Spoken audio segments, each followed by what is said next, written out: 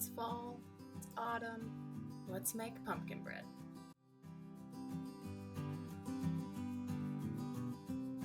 Hello everyone, thought today we'd make some pumpkin bread.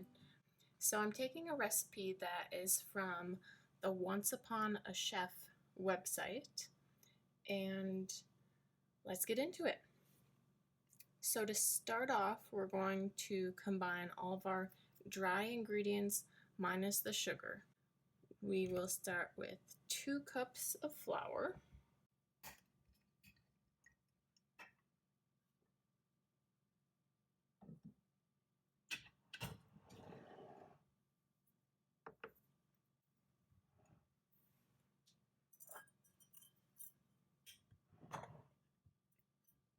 remember to spoon your flour into your measuring cup so that we don't have packed in flour, which means you have too much flour, which can make your baked goods dry.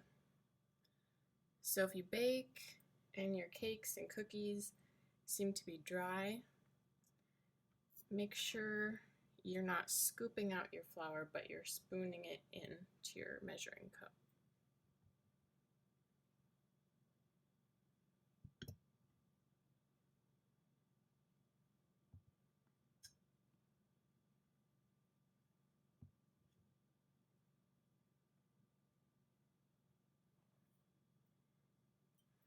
All right, 2 cups.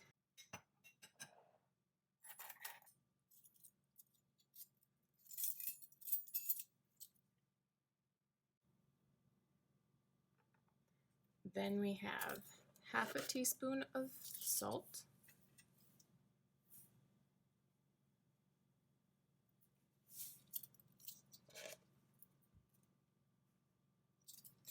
half a teaspoon of baking powder,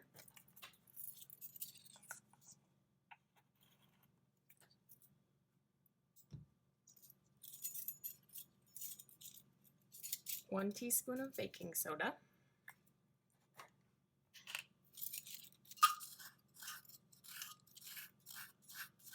Is it just me, or is there any other baker out there who loves this little edge to perfectly level off your spoon?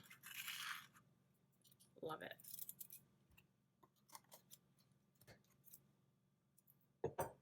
One teaspoon of cinnamon,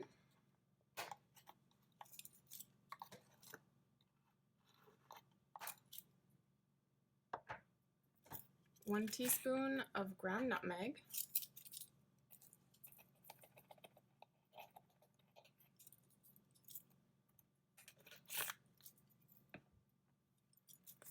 and 1 teaspoon of ground cloves. It's going to be one spicy and delicious loaf.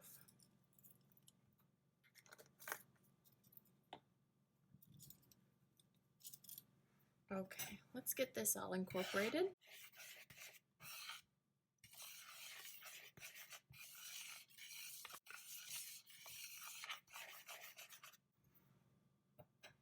Okay, let's set this aside and we'll put together our wet ingredients. All right, our wet ingredients are going to be 1.5 cups of softened butter. If you would like to make this a vegan/plant-based recipe, you can use plant-based butter.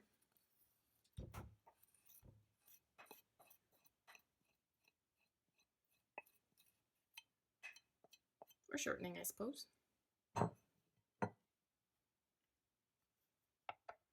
And then 2 cups of white sugar.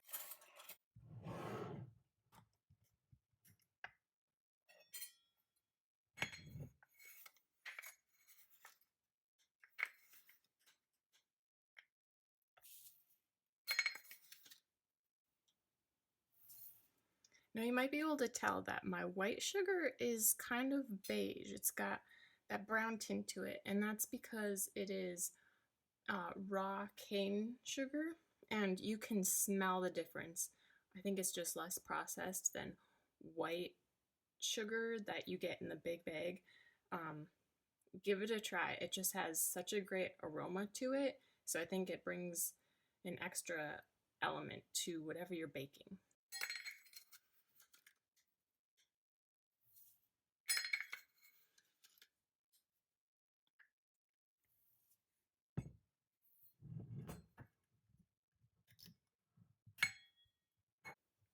Now, if you have an electric mixer, go ahead and cream these together. I don't have one, so I'm going to use my wooden spoon. You can use a spatula, just until everything gets kind of creamed together. It's all one. Try to see if the sugar granules can disappear.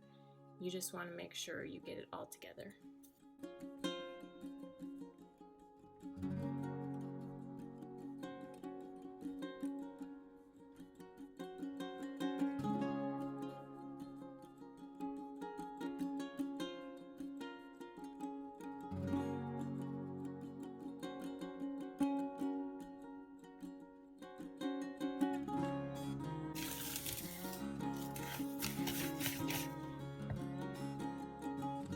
Okay, that's as far as I'm gonna take it. Sometimes perfection isn't necessary. Now, baking is a science, don't get me wrong, but it'll still taste good. Now, the recipe calls for 2 eggs. Again, this is a recipe I'm taking slightly plant-based. I'm using 2 flax eggs. So I've had it's 1 tablespoon of ground flaxseed to 3 tablespoons of water. And you let that sit for several minutes, and it creates your binding agent. So I have 2 eggs worth of flax egg in here, and we're going to incorporate it into our creamed butter and sugar.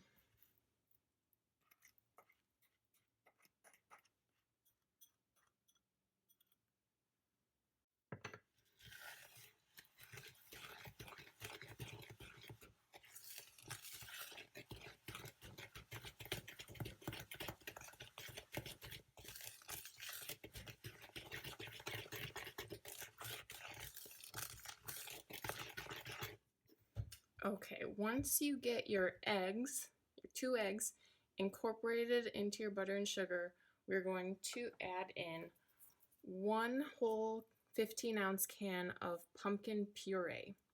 Not pumpkin pie filling, pumpkin puree.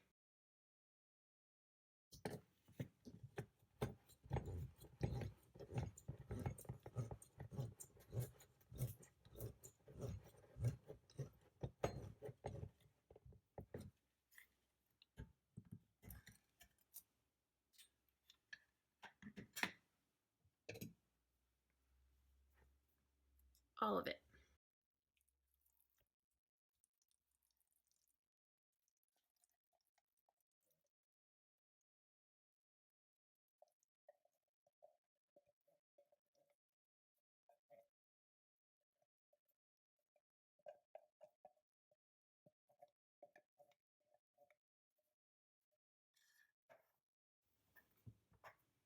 And then incorporate that in.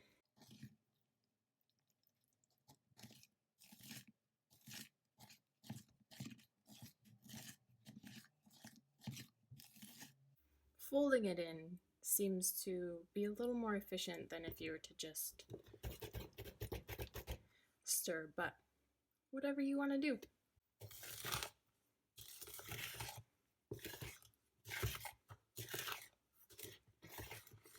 Look at that beautiful orange color.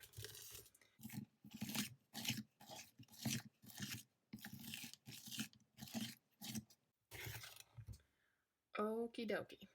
So now, if you haven't done so already, we're going to preheat the oven to 325, which I always forget to do at the beginning of a recipe, but it's okay. It only takes about 10 minutes. So while our oven is preheating to 325, we're going to incorporate our wet and our dry ingredients. Now, the recipe says I was supposed to have the wet ingredients in the big bowl, the dry ingredients in the little bowl, but I messed it up. But that's okay. You adapt.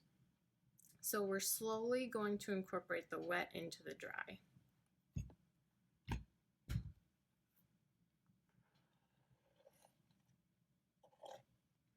So I just put about half of it into my dry ingredients. We just want to make sure all of the flour gets well incorporated so you don't have big clumps of dry ingredients. This is where your folding is very important. You don't want to stir a ton with the flour because that starts to make gluten, which is great for bread and pizza dough. It makes a nice chew in bread and pizza dough, but for desserts like a pumpkin bread, a pumpkin loaf, it's a dessert bread and you want it fluffy. So fold.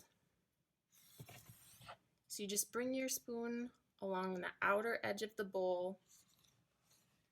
You scoop down and up, around and up, around and up, around and up.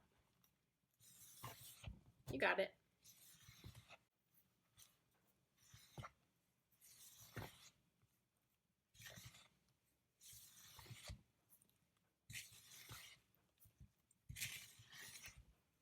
Yep, be sure to scoop down to the bottom because the flour will settle down there.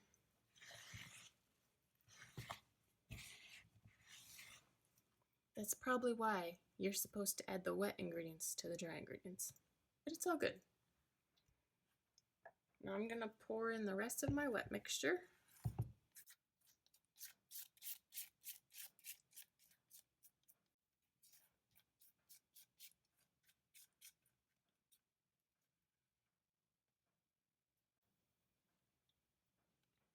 Make sure we get all that goodness out of there.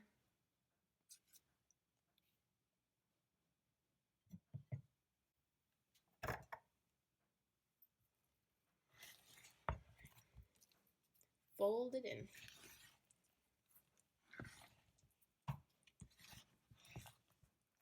At this point, my phone ran out of storage and I thought I had lost all of the footage.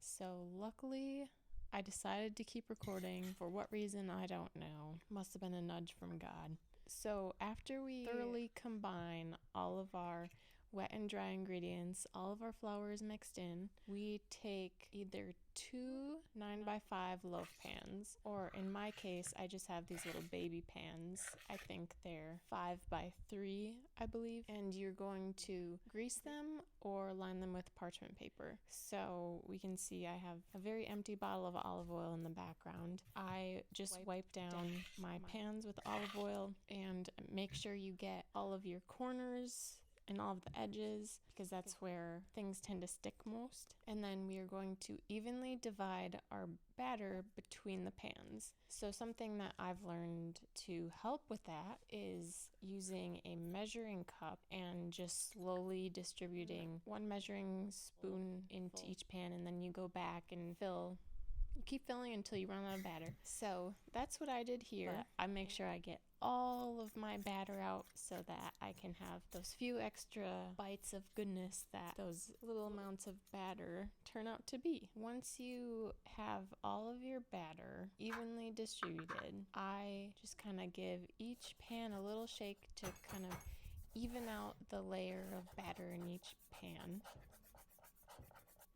And then you see I give some of them a couple taps, and that's really to get out any air bubbles. So once we have that done, we pop all of our pans into our 325-degree oven for 65 to 75 minutes. So I set my timer for 50 minutes, and then after 50 minutes I took a bread knife to see if you poke it in the middle and you pull it out, and if there's any wet batter left on it, you know you still need to cook it some more. And so after 50 minutes my bread knife came out with batter still on it. So I popped it back in for about 10 more minutes, and then I checked them again and my knife came out clean. If you test your bread and your tester is not clean, I would put it in at 5-minute increments, just so you don't overcook your bread and so you don't have a dry bread loaf.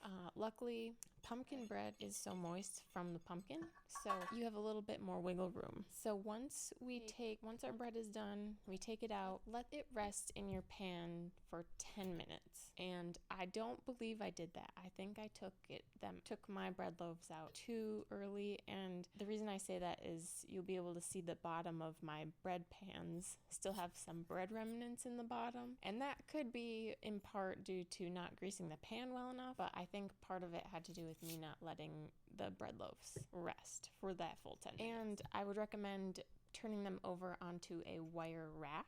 That will just help the bread cool from the bottom better, and so it won't stick to your cutting board, which we will see that mine did stick to the cutting board because it's still hot and it's a dense, heavy loaf and it's really moist, and so it got really sticky. But you'll let your bread loaves cool if you can resist.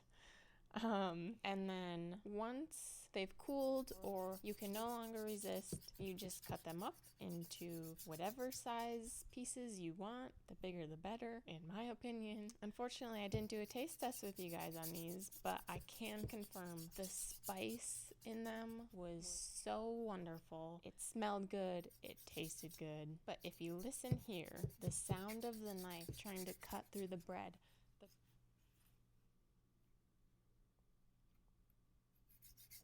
the bread has created a little bit of a crust. It's like the sugar within the batter kind of caramelized along the outside, and it gives you just the slightest crust on the outside so that when you have it fresh out of the oven and you bite into it, you get that little bit of a crispy texture on the outside. Wonderful. I would recommend making this. Make all the desserts for Thanksgiving. I hope you all enjoyed this video. If you did, please give it a big thumbs up. If you'd like to see the future videos, hit that subscribe button and that bell. And thanks guys for stopping by.